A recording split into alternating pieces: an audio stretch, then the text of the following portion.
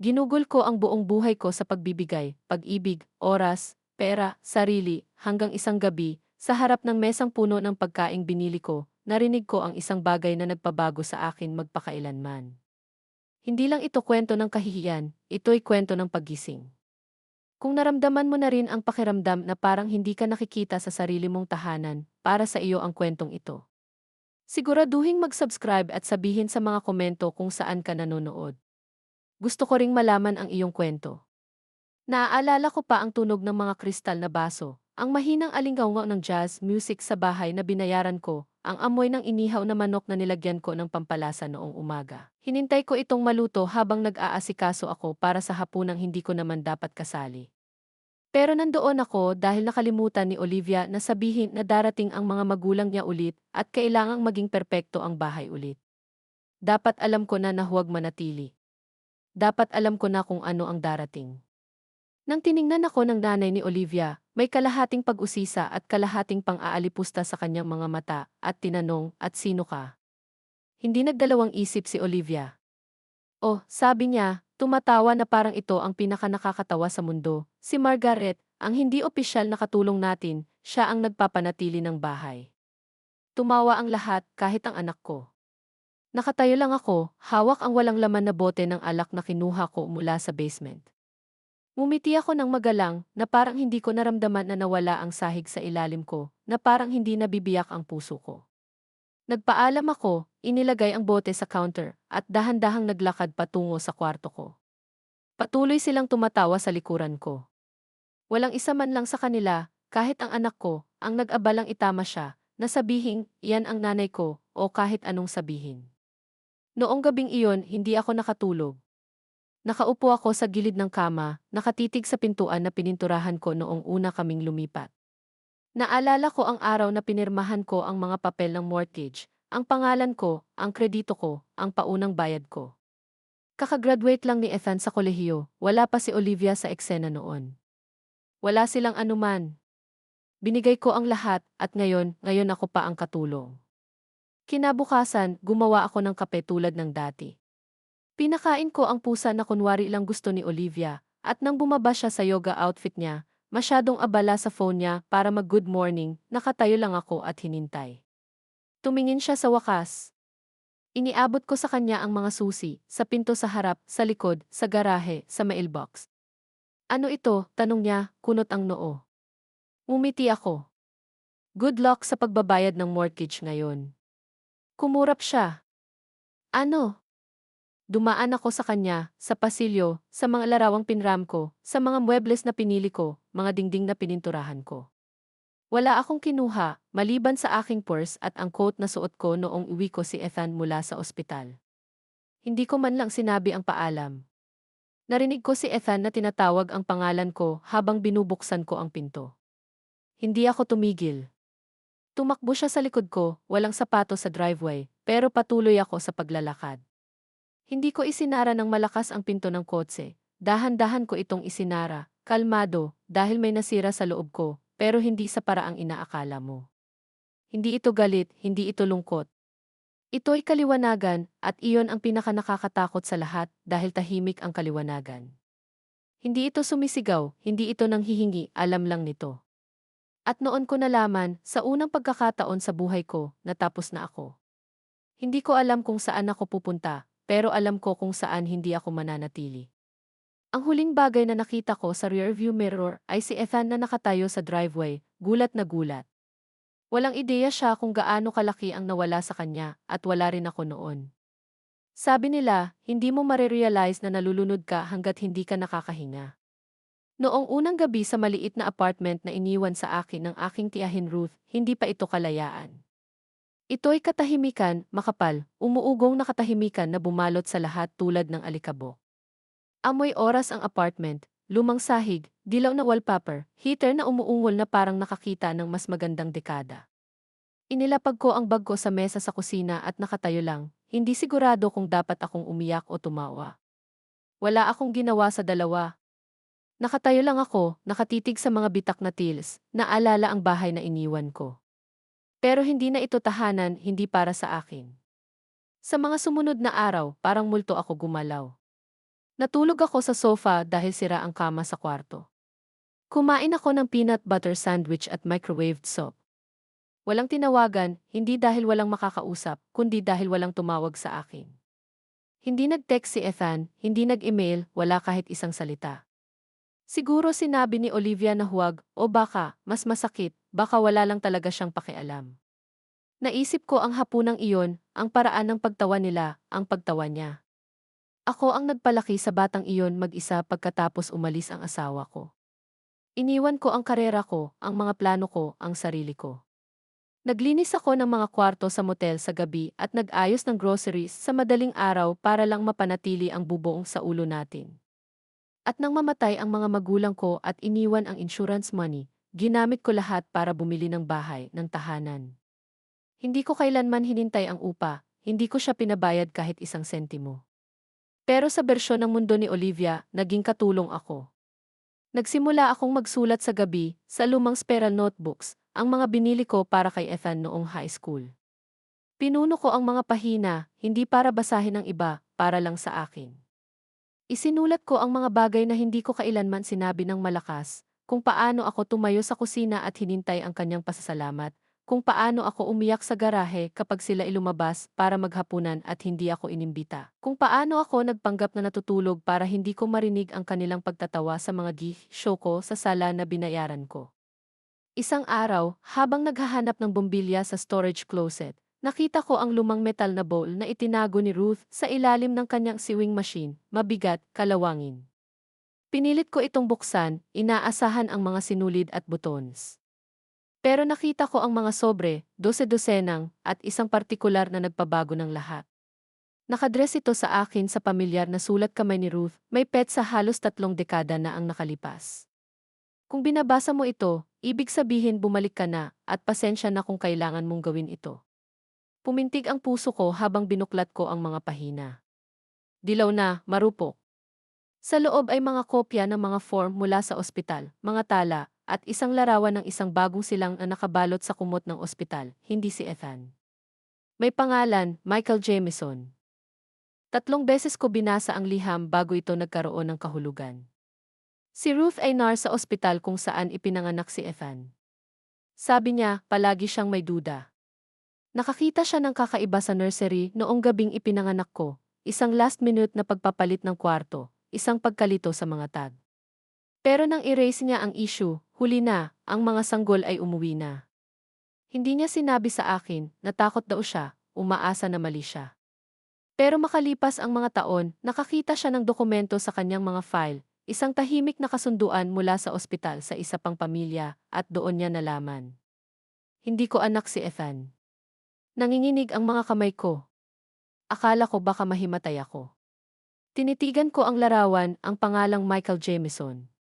Tumanggi ang isip ko na tanggapin ito dahil kung totoo ito, sino si Ethan? Sino ako sa kanya? At pagkatapos, may kakaibang nangyari. Hindi ko naramdaman ang lungkot. Hindi ko naramdaman ang galit. Nakaramdam ako ng kalayaan. Hindi dahil hindi ko mahal si Ethan, kundi dahil biglang nagkaroon ng kahulugan ang mga taon ng sakit, ng pakiramdam na parang estranghero sa sarili kong buhay. Baka ang lamig na palagi kong naramdaman mula sa kanya, baka hindi iyon guni-guni. Baka palagi siyang naging estranghero at baka hindi ako nababaliw. Ginugol ko ang buong gabi sa pagbabasa ng bawat papel sa baul na iyon. Itinago ni Ruth ang lahat, mga ulat ng affidavit, isang maliit na artikulo tungkol sa pamilyang Jamieson, matagumpay, edukado, lokal, at naninirahan pa rin sa parehong bayan. Ang tunay kong anak ay naroon lang, lumalaki ilang milya ang layo. Maingat kong itiniklop ang mga liham, inilagay sa bagong sobre, at inilagay sa aking nightstand drawer. Pagkatapos, tiningnan ko ang sarili ko sa salamin ng matagal. Hindi ko nakilala ang babaeng nakatingin sa akin, pero sa unang pagkakataon sa mahabang panahon, hindi ako nahiya sa kanya. Sira siya, pero nagigising siya, at wala pang alam ang mundo kung ano ang ibig sabihin nito. May uri ng katahimikan na hindi mapayapa, parang parusa ito. Iyon ang uri ng katahimikan na tinitirhan ko sa loob ng mga linggo pagkatapos basahin ang liham ni Ruth. Hindi ko alam kung ano ang gagawin sa impormasyon. Dinala ko ito sa loob ko tulad ng isang live wire, mapanganib na hawakan, imposibleng baliwalain. Hindi ko kinontak si Ethan. Hindi ko hinintay si Michael. Basta ako umiral. Araw-araw, nagigising ako, gumagawa ng isang tasa ng kape, tumitig sa maalikabok na bintana sa kusina, at sinubukang maunawaan kung sino ako ngayon. Ang Margaret na nagpalaki kay Ethan ay hindi pareho sa babaeng nagbasa ng mga liham na iyon. Ang Margaret na iyon ay isang ina, dating asawa, tagapag-alaga, nagbigay ng lahat. Pero sino ako kung wala ang identidad na iyon? Isang gabi, nawala ang heater sa apartment. Nagsindi ako ng kandila at nagkumot, nakabalot sa sofa na may mga file ng ospital sa kandungan ko. Siguro 100 beses ko na itong binasa, bawat linya, bawat perma, bawat timestam. Totoo ang lahat. Ang tunay kong anak, si Michael Jameson, ay ipinanganak sa parehong gabi tulad ni Ethan, sa parehong wing, sa ospital na tahimik na nakipag-ayos sa isa pang pamilya, umaasang hindi kailanman lilitaw ang katotohanan. Ginawa ni Ruth ang mga kopya ng lahat bago siya mamatay. Iniwan niya sa akin ang mga piraso ng katotohanang ninakaw mula sa akin. Naramdaman ko ang lungkot pero hindi para kay Ethan. Hinintay ko ang oras, ang mga sandali na dapat ay kasama ko si Michael, mga kaarawan, unang araw ng paaralan, mga gasgas na tuhod at mga proyekto sa agham. Lahat ng mga bagay na akala ko ay ginagawa ko para sa anak ko, para sa iba pala iyon. Pero kahit paano, hindi ko naramdaman ang galit kay Ethan. Ang pagmamahal ko sa kanya ay hindi biolohikal, ito ay walang kondisyon o akala ko. Pero kapag ang hinintay mo ay hindi nagtatanggol sa iyo, hindi ka man lang nakikita, pinipilit kang muling suriin ang lahat. Isang Martes ng hapon nang sa wakas ay nagpulong-pulong ako. Masyado na akong nagtago. Hindi pa ako handang harapin si Ethan, pero maaari akong magsimula sa isang lugar, isang tahimik na lugar. Naglakad ako papuntang bayan at tumayo sa kabilang kalye mula sa maliit na bookstore malapit sa Main at Elm, Jameson's Books. Pininturahan ito ng malalim na berde na may mga hand-lettered na karatula sa mga bintana. Dinadaanan ko ito ng 12-12 beses dati at hindi ko napansin. Nandoon si Michael. Hindi ko kailangang magtanong. Mga 30 ang hitsura niya, siguro mas matanda ng kaunti, malinis ang buhok, mairiding glasses. Tinutulungan niya ang isang batang babae na makahanap ng libro ng tula. Malambot ang boses niya, matyaga, ang postura niya ay banayad pero sigurado sa sarili. Nakatayo ako sa kabilang kalye, tumitibok ang puso, mga mata nakatuon sa anak na hindi ko kailanman kilala, at umiyak ako, doon mismo sa sidewalk, hindi humagulgol, hindi malakas. Mga tahimik na luha lang na dumaloy sa pisngi ko at sa kwelyo ng aking coat. Hindi ako pumasok, hindi noong araw na iyon. Pinanood ko lang. At ginawa ko ulit ito kinabukasan at sa susunod na araw. Naging ritual ito. Maglalakad ako sa block, uupo sa bangko malapit sa kanto, magpapanggap na tinitingnan ang phone ko o umiinom ng kape mula sa paper cup, at manonood ako kay Michael na nabubuhay sa buhay na hindi ko kailanman naging bahagi. Hindi ito stalking, ito ay pagluluksa, pero paghahanda rin dahil dahan-dahan nagsimula akong buuin ang mga piraso. Habang nakaupo ako sa labas ng bookstore na iyon, nagsimula akong mapansin ang mga bagay, ang schedule ng mga paghahatid, ang mga pangalan ng mga customer, ang ritmo ng tindahan. Opo, sinusubaybayan ko, pero hindi lang siya, kundi sila, si Ethan at Olivia. Sinimulan ko rin silang subaybayan nang hindi halata. Alam ko ang mga pattern nila mula sa memorya. Palaging nagpo-post si Olivia sa social media, tinutukoy ang kanyang mga paboritong brunch spot, yoga studio at wine tasting. Hindi mahirap sundan ang bakas at ang nakita ko ay nagpasama ng pakiramdam ko. Hindi sila nahihirapan, nagpapanggap sila. Ang negosyo ni Olivia, isang lifestyle coaching brand, ay halos usok at salamin, inuupahang opisina, bayad na mga follower, maxed out na credit cards para mapanatili ang hitsura. At si Ethan, umalis siya sa trabaho 6 na buwan na ang nakalipas. Tinawag ito ni Olivia na ipagpapakita ng bagong kabanata. Tinawag ko itong delusyon. Nang malaman ko iyon, alam ko, kung hinila ko lang ang isang tali, babagsak ang lahat. Pero hindi ko ginawa, hindi pa, dahil may isa pang hakbang akong kailangang gawin muna, si Michael. Patuloy akong bumisita sa bookstore, at hindi pa rin alam ni Michael kung sino ako, pero bawat pakikipag-ugnayan ay nagpapabawas sa takot. Nag-usap kami tungkol sa mga libro, tungkol sa buhay, tungkol sa maliliit na bagay, panahon, magandang kape, ingay ng lungsod. Minsan, umupo kami sa maliit na cave sa tabi, at sinabi niya sa akin kung paano siya halos naging guro, pero hinila siya ng pag-ibig sa mga libro sa negosyo. Kumpara ka sa isang tao, sabi niya minsan, humihigop ng tsaa, isang hindi ko mapinpoint. Ngumiti ako. Baka isang librarian. Tumawa siya. Baka. Nanatili sa akin ang sandaling iyon sa loob ng mga araw. Hindi ko lang siya nagustuhan, nakilala ko siya, hindi lang sa file na binasa ko o sa larawang iniwan ni Ruth, kundi sa paraan ng pakikitungo niya sa mga tao, sa paraan ng pakikinig niya, ang tahimik na lakas sa kanya. Parang akin iyon. Nasa postura niya, sa kanyang kalmado, sa kanyang presensya. Nagsimula akong managinip tungkol sa ibang buhay, isa kung saan siya ang pinalaki ko, kung saan kami nagbake ng cookies sa kusina, kung saan dinala ko siya sa soccer games at sumigaw mula sa sidelines. Napakalinaw ko itong na-imagine, nasasaktan ang dibdib ko. Pero hindi ako makabalik, kaya nagplano ako para sa susunod. Ang unang ginawa ko ay tumawag ng abogado, hindi para sa paghihiganti, para sa hustisya. Gusto ko ibenta ang bahay. Ako ang may legal na karapatan dito. Ako ang nagbayad ng paunang bayad, nagbayad ng bawat bill, at hindi kailanman ito isinuko. Palaging sinasabi ni Ethan, ilalagay natin sa pangalan mo mamaya. Walang rush, syempre, walang rush para sa kanya. Ako ang nagbabayad ng lahat. Ngayon, gusto ko na mabawi ang pangalan ko, ang mga karapatan ko, ang tahanan ko, kung hindi pisikal, legal man lang. Nakipagkita ako sa isang abogado sa downtown, isang babae na kaedad ko, matalino at direkta. Nakinig siya ng walang paghusga. Nang sabihin ko kung ano ang nangyari, tumango siya ng dahan-dahan at sinabi, ipapadala natin ang motion ngayong linggo. Pinirmahan ko ang mga papel ng matatag ang kamay. Noong gabing iyon, naglakad ako sa harap ng bahay. Naka-on ang ilaw sa porch. Nakaupo si Olivia sa swing, nag-scroll sa phone niya, hawak ang baso ng alak. Sa loob, si Ethan ay nasa sofa, naglalaro ng video games. Ang buhay nila ay tumatakbo sa autopilot, walang ideya na ang lupa sa ilalim nila ay gumagalaw na.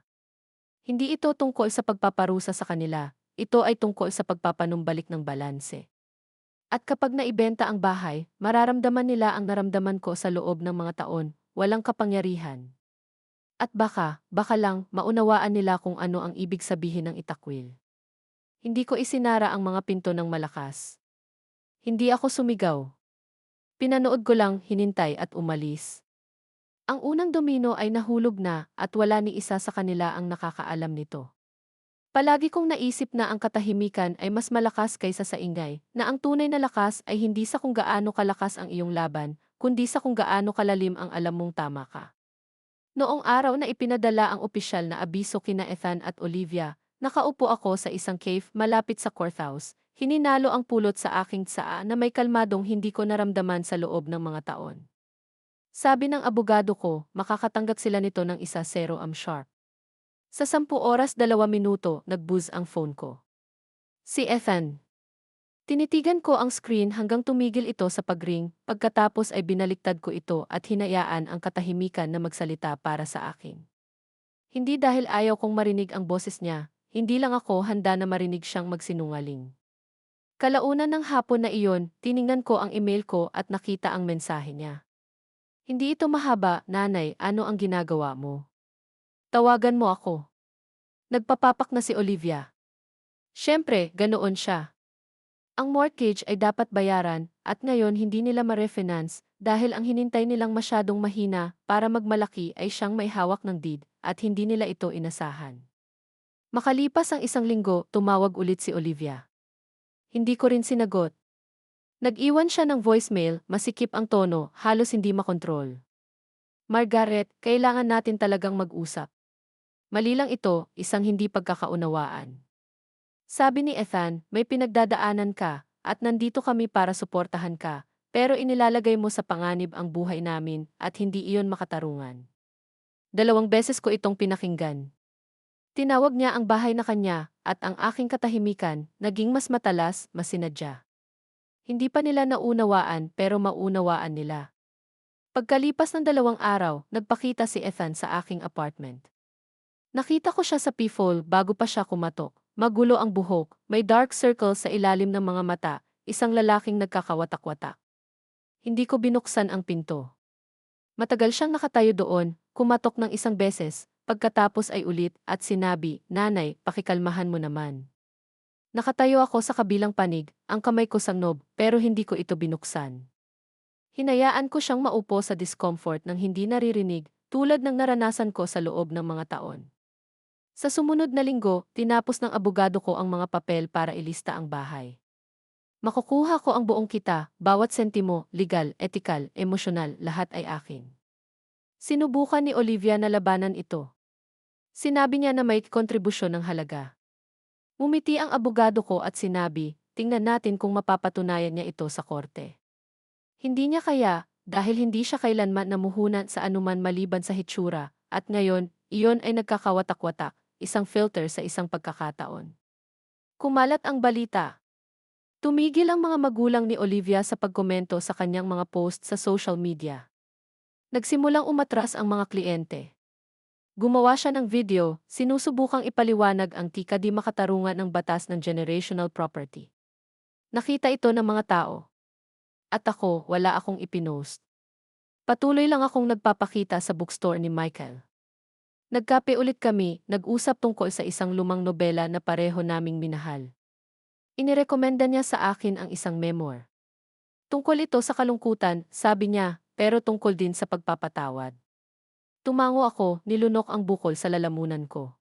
Sa palagay ko, magugustuhan mo ito, dagdag niya. Baka nga, sabi ko, pero hindi pa ngayon. Hindi pa ako tapos magluksa o magpatawad. Sa bahay, nagsimula akong mag-box ng mga lumang larawan, mga larawan ni Ethan noong sanggol, mga portrait sa paaralan, mga kaarawan kung saan ako ang gumawa ng lahat at walang natanggap na kredito. Hindi ko ito itinapon, pero itinago ko, dahil ang babaeng gumugol ang buhay niya sa pagbibigay ng lahat ay nawala na, at ang babaeng pumalit sa kanya, hindi siya galit. Siya ay gising. Ang mga papel ay napirmahan na, ang bahay ay ililista na sa merkado, at sa isang lugar sa loob ng Berding Bookstore, sa kabilang panig ng bayan, tumawa ang tunay kong anak sa isang bagay na sinabi ng isang customer. Ganap na walang alam na ang kanyang buhay ay magbabago rin. Pero sa pinakamagandang paraan dahil hindi lahat ng pagkawala ay trahedya. Ang ilan sa mga ito ay mga simula sa disgis. Palagi kong naisip na ang mga maskara ay isinuot ng mga tao sa mga costume party, pero si Olivia ay isinusuot ang kanya tulad ng pangalawang balat, perpekto, nakangiti, hindi natitinag. Ang uri ng babae na palaging alam kung paano mag-pose para sa larawan, kung paano iayos ang boses niya sa publiko. Pero ang bagay tungkol sa mga maskara, kalaunan ay nabibitak sila. At malapit ko ng ganap na wasakin ang kanya. Ang ideya ay dumating sa akin isang umaga habang nagbabrowse sa lokal na business directory. Nakakalap na ako ng sapat na personal na dumi, mga problema sa kredito, mga peking pakikipagsosyo sa Instagram, mga huling bayad ng mortgage. Pero gusto ko ng higit pa sa mga chismis, gusto ko ng mga katotohanan, isang bagay na konkreto, isang bagay na hindi nila kayang ispin. Kaya naghara ko ng isang lokal na business consultant, isang lalaking nagngangalang Darren, tahimik, propesyonal, maingat. Sinabi ko sa kanya na kailangan ko ng buong audit ng isang negosyo, walang iligal, isang pribadong malalim na pagsisiyasat sa istruktura nito. Binigay ko ang pangalan ng kumpanya ni Olivia, Olivia Ascens Didske. Nagsimula siyang magtrabaho. Makalipas ang isang linggo, inihatid niya ang lahat sa isang maayos na folder, at ang kanyang nahanap kahit ako ay hindi handa. Ang buong modelo ng negosyo ni Olivia ay isang kasinungalingan, walang tax filing sa huling 2 quarter, ilang mga invoice na peke na para bang galing sa totoong mga kliyente, pero ang mga kliyente ay hindi umiiral. Ang mga photoshoot ay itinanghal sa mga inuupahang property na sinabi niyang home makeovers, ang kanyang mga tinutukoy na pakikipagsosyo ay mga affiliate links lamang na may napalaking metrics. Hindi lang siya nagpapanggap na matagumpay, dinadaya niya ang lahat. Tinanong ko si Darren, makakayanan ba ito sa ilalim ng pagsisiyasat? Tiningnan niya ako at sinabi, kung ito ay magiging publiko, tapos na siya, pinansyal, propesyonal. At doon ko nagdesisyon. Ipinrint ko ang lahat. Pagkatapos, nahanap ko ang address ng mga magulang ni Olivia, Ang parehong mga tao na minsang tumawa sa aking tahanan, nagkaklink ng mga baso ng alak habang hinintay ng kanilang anak na mapahiya ako sa sarili kong kusina.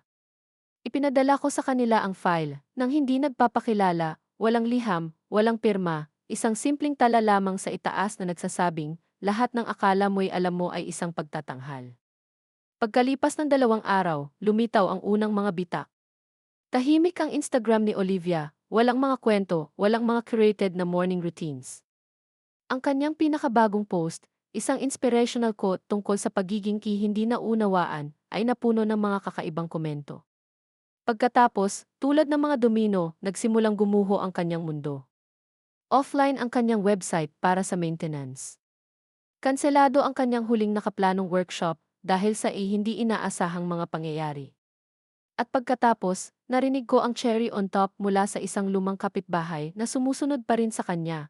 Nakita ang ina ni Olivia na umalis sa kanyang bahay sa galit, sumisigaw sa telepono, pulang-pula ang mukha. Ang purse ay umiindayog ng husto.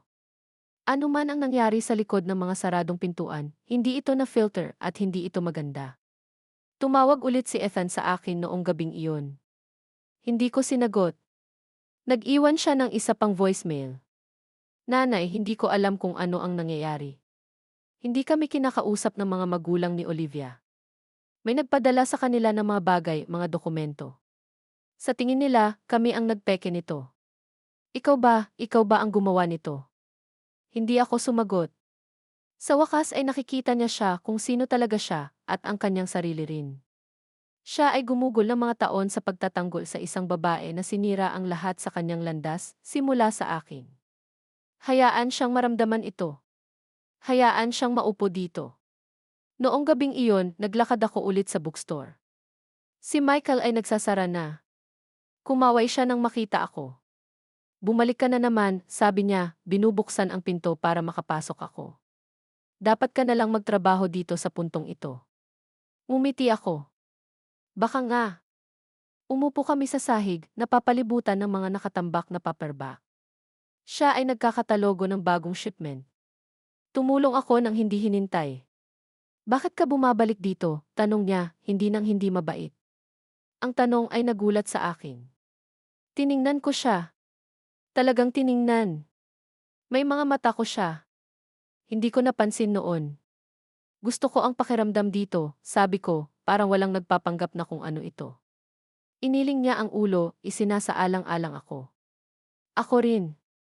Nagtrabaho kami sa katahimikan pagkatapos nito, walang small talk, walang tanong, pero sa katahimikang iyon, may nag-ayos sa pagitan natin, hindi katotohanan, hindi pa, pero isang bagay na malapit, isang sinulid na nagdudulot sa amin. At sa unang pagkakataon, hindi ko naramdaman na parang multo sa buhay ng iba. Naramdaman ko na nakikita ako. At ang babaeng minsang nakatayo nang hindi nakikita sa sarili niyang kusina, wala na siya. Sa kanyang lugar ay nakatayo ang isang hinintay nilang hindi kailanman, isang hinintay nilang hindi dapat minamaliit. Naisip ko na ang heartbreak ay dumarating sa isang malaking suntok, tulad ng car crash o pintuan na isinasara ng malakas.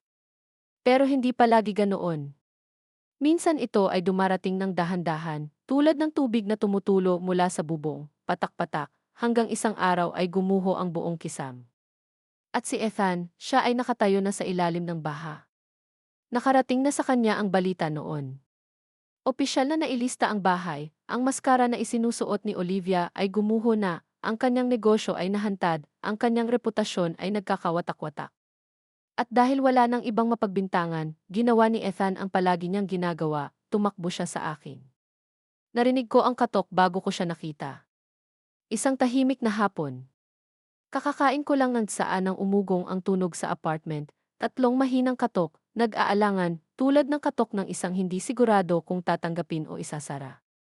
Dahan-dahan kong binuksan ang pinto. Mukha siyang hindi natulog sa loob ng mga araw, hindi nag-ahit, mas payat kaysa sa naalala ko, ang damit ay gusot na parang hinintay niya mula sa sahig. Nanay, sabi niya, basag ang boses, pwede ba akong pumasok? Hindi ako sumagot, lumayo lang ako sa pinto.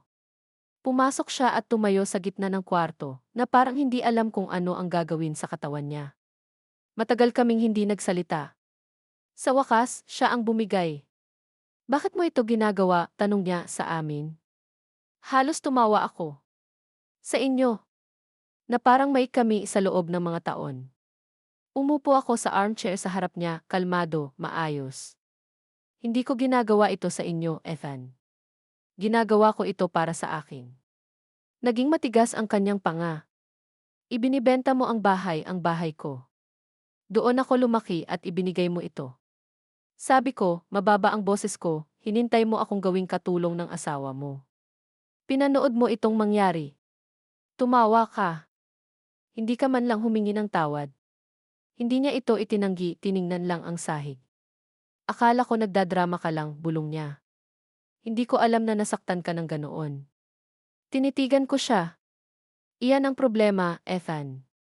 Hindi ka kailanman nag-abala na malaman kung ano ang nasaktan sa akin. Inakala mo lang na palagi akong nandyan, naglilinis pagkatapos mo, nagbabayad ng mga bill mo, tumatango habang hinintay ng babaeng iyon na alisin kung sino ako. Napaigtad siya. Hindi si Olivia ang hinintay ko. Hindi iyon bago sa akin. Tumingin siya sa akin, mga mata niya ay baso na ngayon.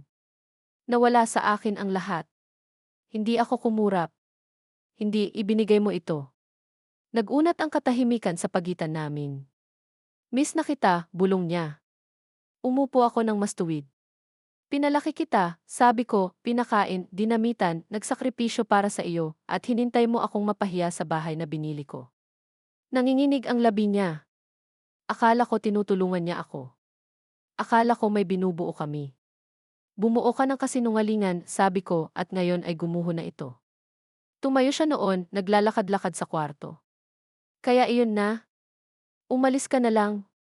Tumayo ako, naglakad patungo sa drawer sa kusina, at hinintay ang sobre na iniwan ni Ruth. Hinawakan ko ito sa aking mga kamay. Sasabihin ko sa iyo ang isang bagay ngayon, sabi ko, at kailangan mong makinig, talagang makinig. Tumango siya, nalilito. Iniabot ko sa kanya ang sobre. Ito ang mga record ng kapanganakan mo. Basahin mo. Umupo siya, dahan-dahang binuksan ito. Kunot ang noo niya, pagkatapos ay bumagsak. Binasa niya ang liham, ang mga file ng ospital, ang test na tahimik na inayos ni Ruth pagkatapos ng mga taon. Tumingin siya sa akin, malaki ang mga mata. Hindi ito maaaring totoo. Totoo ito. Sinasabi mo na hindi ako anak mo. Sinasabi ko na hindi ka ipinanganak sa akin, pero pinalaki kita na parang ikaw iyon. Binigay ko sa iyo ang bawat piraso ko, kahit na hindi mo ito gusto. Namutla siya. Kaya sino ang tunay mong anak? Hindi ako sumagot. Nakaupo siya doon, gulat na gulat, nakabuka ang bibig, nanginginig ang mga pahina sa kanyang mga kamay. Hindi ko alam kung sino ako ngayon, bulong niya. Ngayon alam mo na kung ano ang naramdaman ko, sabi ko, sa loob ng mga taon. Hindi siya umiyak, hindi talaga, pero may nasira sa kanya, at nakita ko itong nangyari, hindi sa galit, hindi sa kasiyahan, sa kapayapaan lang, dahil sa wakas ay nasabi ko ang kailangang sabihin. Inihatid ko siya sa pinto. Humarap siya, mga mata ay nanghihingi. Maaayos ba natin ito? Hinintay ko ang kanyang tingin. Hindi ko alam, sabi ko, pero hindi na trabaho ko ang subukang ayusin ito. At dahan-dahan kong isinara ang pinto sa likuran niya, hindi sa galit, kundi sa pagtatapos, dahil sa unang pagkakataon sa buhay ko, hindi ako ang maihawak ng pinto na bukas. 3 araw ang kinailangan ko para magdesisyon kung paano ko ito gagawin. Nagpraktis ako ng pag-uusap sa harap ng salamin, sa kotse ko, kahit sa pila sa grocery store, na may kamay na nakahawak sa basket ng mga dalandan, bumubulong ng mga linya na halos hindi ko matapos. Ako ang ina mo. May pagkakamali. Nabuhay ka sa buhay na hindi dapat para sa iyo, at ako rin. Pero walang tunog na tama, dahil paano mo ibababa ang isang katotohanan tulad nito sa buhay ng isang tao at asahan na makakaligtas sila sa epekto. Gayunpaman, kailangan kong subukan. Si Michael ay nasa bookstore, tulad ng dati. Ang ilaw sa loob ay nahulog sa mga bintana sa mga ginintuang sinag, nagpapalambot sa mga istante at nagkakalat ng mga anino sa hardwood na sahig. Parang isang sagradong espasyo, isang lugar kung saan nararapat ang katotohanan.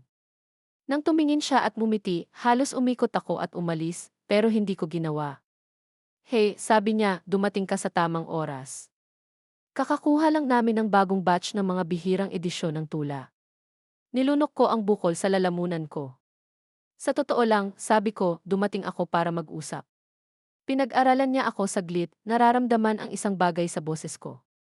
Sige, halika sa likod.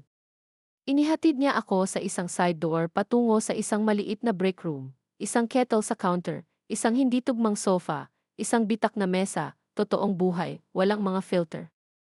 Umupo kami. May dahilan kung bakit ako bumabalik dito. Simula ko, pinipilipit ang mga kamay ko. Naisip ko, sabi niya ng mahina. Hindi ka eksaktong dito para sa mga libro. Nagbigay ako ng maliit, malungkot na tawa. Hindi talaga. Pagkatapos ay kinuha ko ang sobre, ang liham ni Ruth, ang mga record ng kapanganakan, ang patunay ng FD, at inilagay ito sa mesa sa pagitan namin. Ano ito? Tanong niya, maingat. Isang bagay na magpapabago ng lahat. Tiningnan niya ako, naghihintay. 30 taon na ang nakalipas, sabi ko, nabasag ang boses ko, may pagkakamali sa ospital. 2 sanggol na palitan sa kapanganakan. Ang mga kilay niya ay naging magkadikit, naglalaro ang pagkalito sa kanyang mukha. Ang anak ko, sabi ko, ibinigay sa ibang pamilya. Napakalma niya. At ang kanila ay ibinigay sa akin. Hindi siya nagsalita ng matagal. Pinalaki ko siya, patuloy ko, minahal ng buong puso ko, pero hindi niya ako talagang minahal pabalik, hindi talaga. Ang mga mata niya ay naghanap sa akin, dahan-dahang nagdudulot ng mga piraso na hindi ko sinasabi ng malakas. Sa tingin mo ako, alam ko na ikaw iyon. Tiningnan niya ang sobre, kinuha ito ng may nanginginig na mga kamay. Sa loob ay ang mga dokumento, ang timeline, ang paliwanag, ang liham ni Ruth na may tahimik na pag-amin. Binasa niya sa katahimikan, bawat segundo ay umuunat magpakailanman. Nang matapos siya, hindi niya ako agad tiningnan, inilagay lang ang mga papel, ang mga daliri niya ay nakapatong pa rin sa mga gilid na parang kailangan niyang hawakan ang isang bagay. Marami ito, sabi niya sa wakas. Alam ko. At ikaw si Margaret? Tumingin siya, mga mata ay baso. Wala akong nararamdaman, hindi pa. Hindi mo kailangang maramdaman, sabi ko. Hindi ako dito para humingi ng lugar sa buhay mo. Gusto ko lang malaman mo. Kailangan ko malaman mo. Tumango siya ng dahan-dahan. Bakit ngayon? Dahil hindi ko na kaya ang katahimikan, dahil nararapat ang katotohanan na huminga. Huminga siya ng malalim. May mga magulang ako. Maayos nila akong pinalaki. Alam ko. Hindi ko kailanman hihilingin na hindi mo sila ituring na ganoon. Nakaupo kami sa maliit na kwarto na iyon, napapalibutan ng mga libro at amoy ng lumang papel at peppermintia, at naramdaman ko ang isang bagay na hindi ko naramdaman sa loob ng mga taon, kaginhawahan, hindi kagalakan, hindi pagsasara, kundi ang kalayaan ng hindi na nagdadala ng isang bagay na napakabigat ng mag-isa. Tumayo siya pagkatapos ng ilang sandali, naglalakad-lakad ng dahan-dahan. Hindi ko alam kung ano ang gagawin ko dito, sabi niya, tapat. Hindi ko rin alam pero hindi ko ikaw kinamumuhian. Pumuno ang mga luha sa aking mga mata. Iyon ay higit pa sa inaasahan ko. Humarap siya ulit sa akin. Hindi mo kailangang pumunta pero ginawa mo. Hindi ko alam kung paano hindi, sabi ko. Tumango siya ulit, isang tahimik na pag-unawa ang nag-ayos sa pagitan namin. Pwede bang dahan-dahan lang natin ito, tanong niya. Hindi ko gustong gawin itong isang bagay na hindi naman. Hindi ako humihingi ng iba pa. Nagbigay siya ng mahina, marupok na ngiti. Gusto mo bang manatili para sa tsaa? Umiti ako pabalik. Gusto ko. Hindi na namin pinag-usapan ang mga file noong hapong iyon. Nag-usap kami tungkol sa mga libro at panahon at kung paano niya kinamumuhian ang tunog ng wind chimes pero mahal ang ulan. At kahit na ang nakaraan ay nakaupo pa rin sa pagitan namin, hindi pa nabubuksan at hilaw, nagsimula kami ng isang bagay, hindi isang relasyon, hindi pa, pero baka lang, isang simula. Nang dumating ang taglagas, hindi lang ang mga dahon ang nagbabago. Mas mabilis na ibenta ang bahay kaysa sa inaasahan. Nakuha ko ang buong presyong hinintay, higit pa sa inisip ko. Kailangang umalis sina Ethan at Olivia sa loob ng 30 araw, walang extension, walang renegosasyon. Hindi ko sila pinalayas dahil sa galit, pinalayas ko sila dahil sa pangangailangan, dahil ang bahay na iyon ay naging bilangguan ko ng masyadong matagal. At ang panonood sa kanila na nag-impact ng kanilang curated na buhay. Kahon-kahon, alam na ang bawat unan, halaman, at designer trinket ay binili sa hiniram na oras, parang panonood sa isang set ng teatro na inaalis. Tapos na ang dula, nawala ang ilusyon. Noong araw na dumating ang moving truck, dumaan ako. Hindi ako tumigil. Pinanood ko lang mula sa malayo habang si Olivia ay nag-utos sa mga mover. Ang kanyang sunglasses ay nagtatago ng anumang natira sa kanyang pagmamalaki. Si Ethan ay nakatayo sa damuhan, ang phone ay nakadikit sa tenga, naglalakad-lakad sa mga bilog. Iniisip ko kung naisip niya kailanman na makikita niya ang araw na ito. Iniisip ko kung alam niya na ako ang magdadala nito. Ang kanilang pagbagsak ay hindi dramatiko. Walang mga sigawan, walang mga eskandalo sa lokal na balita, pero ito ay kumpleto. Ang mga magulang ni Olivia ay hinintay ang kanilang suportang pinansyal. Ang kanyang negosyo ay nawala ang bawat pangunahing sponsorship. Ang kanyang brand, dating malinis, ngayon ay binubulong-bulong sa mga sulok ng bayan. Ang babaeng tumawa sa akin sa aking sariling kusina ay hindi na kayang bayaran ang kanyang mamahaling linya ng pangangalaga sa balat o araw-araw na matcha. Sinubukan ni Ethan na makakuha ng trabaho, anumang trabaho, pero walang degree, walang references, at walang kamakailang karanasan, hindi bumubukas ang mga pinto. Lumipat siya sa isang maliit na apartment sa labas ng bayan. Narinig ko ito mula sa abogado. Hindi ko hinintay, pero hindi rin ako nagdiwang dahil hindi ito tungkol sa paghihiganti. Ito ay tungkol sa katotohanan, tungkol sa mga kahihinatnan. Samantala, ang aking buhay, ng tahimik, ng tuloy-tuloy, ay nagiging isang bagong bagay. Si Michael at ako ay nagpatuloy sa pagkikita, palaging kaswal, kape, talakayan sa libro, mga ibinahaging artikulo, at mga maliliit na komento tungkol sa buhay. Tinanong niya ako tungkol sa aking pagsusulat minsan, at sinabi ko sa kanya na nagsimula akong magsulat ng memoir na may kwento akong sasabihin kahit na hindi ko ito kailanman na ipapublish. Sabi niya, dapat mo. Ang mga kwento tulad nito ay mahalaga. Hindi pa rin niya ako tinawag na nanay at hindi ko inaasahan na gagawin niya. Hindi iyon ang punto. Kami ay nagtatayo ng isang bagay, hindi mula sa obligasyon, kundi mula sa pagpili, at iyon ang gumawa ng lahat ng pagkakaiba. Isang hapon, naglakad kami sa farmers market ng magkasama. Kinuha niya ang isang garapon ng apple butter at tumawa. Ang nanay ko ay gumagawa nito tuwing taglagas. Ang paraan ng pagsabi niya ng nanay ko, hindi ito masakit. Okay lang ang pakiramdam, natural, tama, dahil may nanay siya, at may anak ako na hindi ako nakita hanggang sa huli na.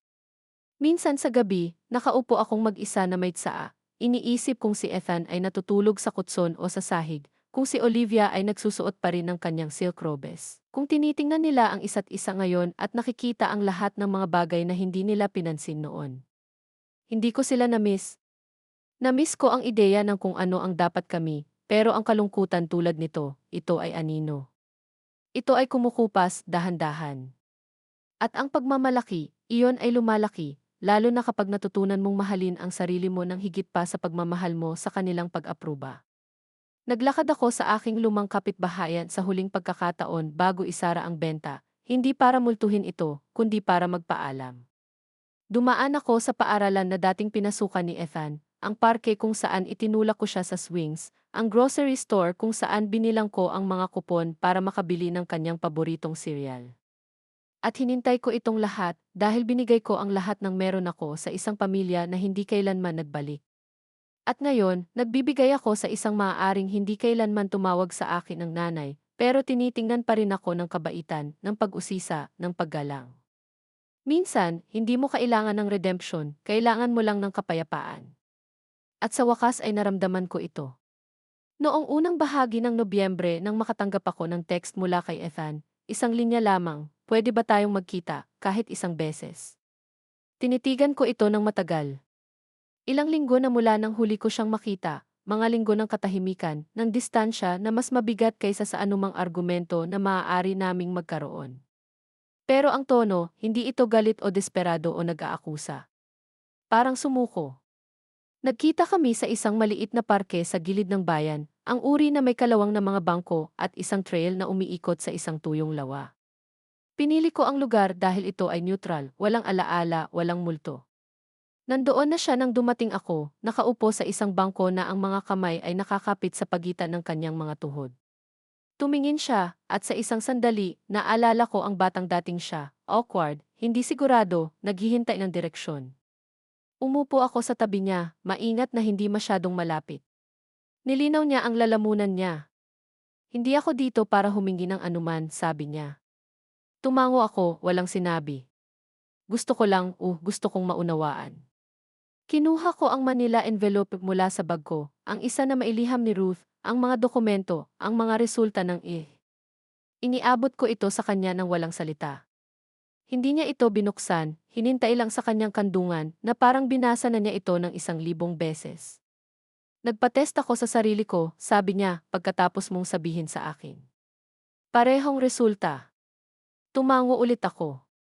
Gumugol ako ng mga linggo na sinusubukang alamin kung ano ang gagawin dito. Patuloy niya, at iniisip ko, kung hindi ako anak mo, ano ako? Tiningnan ko siya noon, talagang tiningnan, at sinabi ko ng mahina, kung paano mo ako tinuring kita bilang anak ko. Napaigtad siya. Hindi ako humihingi ng kapatawaran, sabi niya ng mabilis. Hindi ko ito nararapat. Hindi mo nga, sabi ko ng malinaw, pero hindi iyon nangangahulugan na kinamumuhian kita. Humarap siya sa akin, mga mata ay basa. Ano ang ibig sabihin nito? Ibig sabihin nito na sa wakas ay minahal ko ang sarili ko ng higit pa sa pagmamahal ko sa ideya ng ikaw. Ang katahimikan na sumunod ay makapal ng kahulugan. Yumuko siya. Naisip ko na pinoprotektahan ko si Olivia, nakatayo sa kanyang tabi, pero nagtatago lang ako sa likod niya, hindi ba? Hinintay mo siyang muling isulat ang kwento at ibinigay mo sa kanya ang pluma. Tumango siya ng dahan-dahan. Sana maundo ko ito. Hindi mo kaya. Nakaupo kami ng ganoon sa ilang sandali, dalawang tao na nagbahagi ng buhay na itinayo sa kasinungalingan, hinintay ito sa malamig na hangin ng Nobyembre. Pagkatapos ay sinabi niya ang isang bagay na hindi ko inaasahan. Sana maganda siya sa iyo. Tiningnan ko siya, nagulat. Si Michael, linaw niya, ang anak mo. Nahuli ang hininga ko sa lalamunan. Mabait siya, sabi ko, banayad. Ngumiti siya, mahina. Sa palagay ko, galing sa iyo ang ilan sa mga iyon. Pareho kaming tumawa, pagod, mahina, hindi masaya, pero hindi rin mapait. Hindi ko gustong makasama sa buhay mo kung sasaktan ka nito, sabi niya sa wakas, pero kung mailugar man para sa akin, kahit isang sulok lang, hindi niya tinapos ang pangungusap. Hindi niya kailangan. Tumayo ako at tiningnan ang lawa, mga dahon na nakakalat tulad ng abo sa ibabaw. Iisipin ko, sabi ko. Tumango siya. Iyon ay higit pa sa hinintay ko. Nang umalis ako, inilagay ko ang kamay ko sa kanyang balikat ng isang segundo lang, at iyon na, ang huling sandali, hindi pagsasara, kundi pag-unawa. At iyon, napagtanto ko, ay sapat na, dahil hindi ko na kailangang ayusin siya. Hindi ko rin kailangang ayusin. Kailangan ko lang maging libre at ako nga. Totoo, tunay na libre ako. Palagi kong naisip na ang salitang kikalayaan ay masyadong malaki, masyadong mataas, na parang isang bagay na inireserba para sa mga talumpati at parada, hindi isang bagay na maaaring aktwal na mabuhay ng isang tulad ko. Pero nang i-turn ko ang susi sa pinto ng bookstore ni Michael isang umaga, sa wakas ay naunawaan ko kung ano ang ibig sabihin nito. Tumawag siya sa akin noong gabi bago, sinabi na may ipapakita siya sa akin. Kaswal ang boses niya, pero may bigat dito, isang bagay na kumukulo sa ilalim ng ibabaw. Pumasok ako at nakita siya na nakatayo sa likod na dingding, kung saan isang bagong kahoy na karatula ang isinabit sa itaas ng isang arched doorway. Ang karatula ay nagsasabing ang susunod na kabanata. Ngumiti ako. Ano ito? Iniabot niya sa akin ang isang simpleng brass key, maliit, simple, makintab. Ito ay isang bagong seksyon na bubuksan ko, cozy reading space, coffee corner, mga usapan ng komunidad. Gusto ko itong maramdaman na higit pa sa isang tindahan. Gusto ko itong maramdaman na pag-aari. Inikot ko ang susi sa kamay ko. At gusto mo akong magbukas nito. Tiningnan niya ako, seryoso na ngayon. Gusto ko itong maging iyo. Tinitigan ko siya. Patuloy siya, malambot ang boses. Nagbigay ka ng buong buhay mo sa isang tao. Tinuring ka nila tulad ng webless, tulad ng background. Pero nakikita kita. Hindi mo kailangang patunayan ang anuman sa akin. Sapat na ang ginawa mo. Pumuno ang mga luha sa aking mga mata. Kinurap ko ang mga ito pabalik. Hindi mo kailangang gawin ito, bulong ko. Alam ko, sabi niya, pero gusto ko. Naglakad ako patungo sa pinto sa ilalim ng karatula at isinuksok ang susi sa lock. Maayos itong umikot. Sa loob, ang mainit na ilaw ay dumaloy sa mga matataas na bintana. Ang mga istante ay naglinya sa mga dingding, kalahati na ang laman ng mga klasiko at memoir. Isang rug sa gitna, isang lumang armchair, isang maliit na mesa na may tea set. Parang isang kwarto mula sa isang panaginip na nakalimutan ko na mayroon ako. Humarap ako, ganap na nawala. Michael. Ngumiti siya. Isaalang-alang mo itong iyo hanggat gusto mo. Naglakad ako sa gitna ng kwarto at tumayo ng tahimik, hinintay ito, ang amoy ng bagong kahoy, papel, at posibilidad. Noong gabing iyon, umupo ako sa apartment sa huling pagkakataon, ang lumang notebook sa kandungan ko, ang huling pahina ay blanko pa rin. Sumulat ako ay isang babaeng nagbigay hanggang sa nawala ako. Pagkatapos ay naging ako ang babaeng kumuha ng lahat pabalik, hindi sa galit, hindi sa apoy, kundi sa katahimikan, sa katotohanan, at sa uri ng lakas na hindi nila kailanman inaasahan. Kinabukasan, tinapos ko ang donasyon. Isang bahagi ng benta ng bahay ay napunta mismo sa isang pundasyon na sumusuporta sa mga babaeng nagsisimula muli, mga itinakwil, itinapon, minamaliit tulad ko. Tumawag sila para magpasalamat, pero hindi ko kailangan ng pasasalamat dahil tuwing pumapasok ako sa bookstore na iyon, sa susunod na kabanata, naalala ko kung sino ako ngayon, hindi ang nanay ni Ethan, hindi ang katulong ni Olivia. Si Margaret Walker, babae, nakaligtas, may akda ng kanyang sariling pagtatapos. Hindi ko kailanman kailangan ng pahintulot para magsimula muli, isang susi lang. At ngayon, hawak ko ito sa aking kamay, at sa pagkakataong ito, hindi ito nagbubukas ng pinto ng iba. Nagbubukas ito ng akin. Salamat sa pakikinig. Huwag kalimutang mag-subscribe, at huwag mag-atubiling ibahagi ang iyong kwento sa mga komento. Mahalaga ang boses mo.